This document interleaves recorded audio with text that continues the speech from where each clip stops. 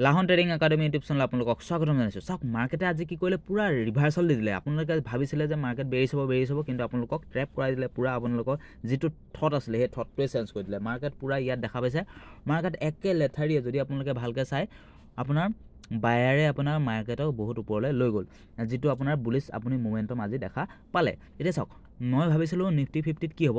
Nifty 50ত আপোনাৰ ধৰি লওক 21,150ৰ পৰা মাৰ্কেটে আকৌ ছাইড বেজ হৈ মাৰ্কেটে অকণমান টাইম তাত থাকি পেলাই 20,800লৈকে মাৰ্কেট বেজ হোৱাৰ মই ভিউ দেখিছিলোঁ। কিন্তু চাওক মাৰ্কেটে দুবাৰ আহিলে এবাৰ আকৌ এবাৰ মাৰ্কেটে আহি পেলাই মাৰ্কেটে এবাৰ এইখিনি ট্ৰাই কৰিলে আহিবলৈ নোৱাৰিলে, আকৌ এবাৰ 21,238ৰ পৰা বেৰিছ হৈ আহিলে টাৰ্গেট, কিন্তু তাৰ পৰা মাৰ্কেটে তাত ছাষ্টেইন কৰিব নোৱাৰি পেলাই মাৰ্কেটে আকৌ আপছাইডলৈ গুচি গ'ল।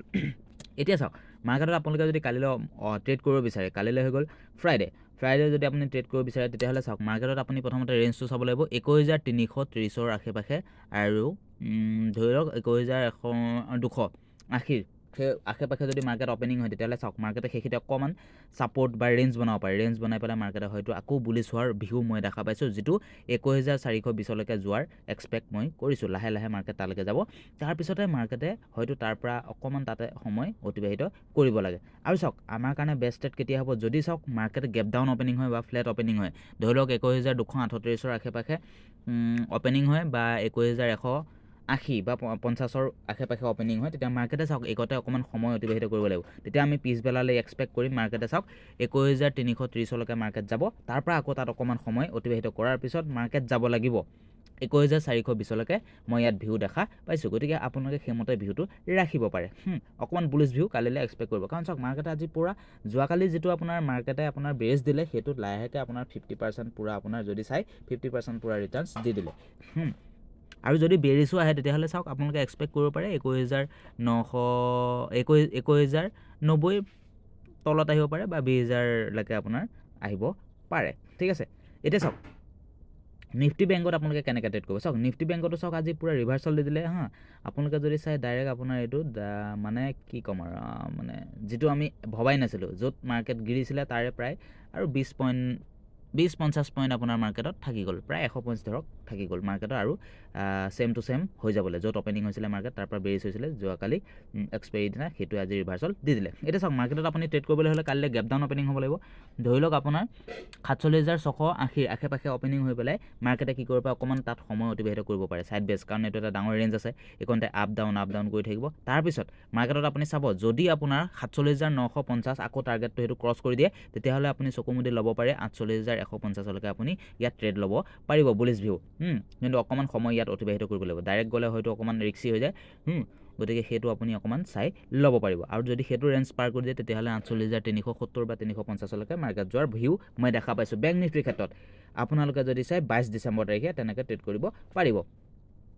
আৰু চাওক যদি আপোনাৰ মাৰ্কেটত নিফটি বেংকৰ ক্ষেত্ৰত কালিলৈ যদি বেছিকৈ গেপ ডাউন অপেনিং হৈ যায়, ধৰি লওক এইটো ৰেঞ্জৰ ভিতৰত 47,400ৰ আশে পাশে, তেতিয়াও আপুনি বুলিছ ভিউ ৰাখিব পাৰে। তেতিয়া আপুনি বুলিছ ভিউ ৰাখিব এইটোলৈকে চাওক 47,950লৈকে বুলিছ ভিউ ৰাখিব পাৰে। আৰু যদি সেই বুলিছ নাযায় তেতিয়াহ'লে মাৰ্কেটে বেৰিছ হ'ব, বেৰিছ হ'লে মাৰ্কেটত আপুনি ভিউ ৰাখিব পাৰে 47,150ৰ পৰা আকৌ মাৰ্কেট আহিব পাৰে 46,890লৈকে মাৰ্কেট বেৰিছ হোৱাৰ ভিউ মই ইয়াত দেখা পাইছোঁ বেংক নিফটিৰ ক্ষেত্ৰত।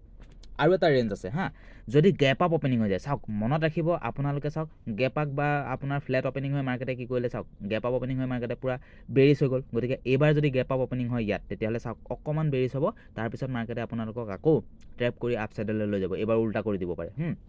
সেইটো অকণমান মনত ৰাখিব, যিটো আপুনি ৰেঞ্জটো আপুনি ডাইৰেক্ট ল'ব পাৰে 48,600লৈকে আপুনি টাৰ্গেট ৰাখিব পাৰে, আৰু সেইটো যদি পাৰ কৰি দিয়ে 48,800লৈকে মাৰ্কেট যোৱাৰ ভিউ আছে।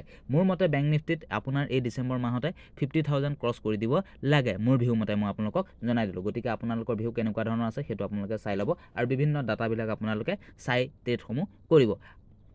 এতিয়া চাওক ফিন নিফটিৰ ক্ষেত্ৰত আপোনালোকে কেনেকৈ ট্ৰেড কৰিব পাৰিব। ফিন নিফটি যোৱাৰ আগতে মই কৈছোঁ আজি মোৰ অকণমান বাৰু লছ হ'ল, যিটো আপোনাৰ 300 মান লছ হৈছে, 306 মান আৰু আপোনাৰ কি হ'ল মোৰ বিশেষকৈ যদি চাই আপোনালোকে মোৰ আজি ব্ৰকাৰেজ বেছি গ'ল, প্ৰায় 3,000 মান গ'ল, মিনিমাম আপোনাৰ 4,000 এটা লছ আপুনি মোৰ এক্সপেক্ট কৰিব পাৰে আজিৰ দিনত। ঠিক আছে, গতিকে চাওক সেইটো আপোনাৰ মই কিয় হৈ গ'লোঁ, মই নিফটি 50 বেছি লাগি থাকিলোঁ জিৰ' হিৰ' কৰাৰ কাৰণে, গতিকে সেইটো কাৰণে অকণমান মই ইয়াত ট্ৰেপ হৈ গ'লোঁ। বাৰু যাই হওক, ৰিকভাৰ হৈ গ'ল সম্পূৰ্ণ, সেয়া ভাল লাগিল।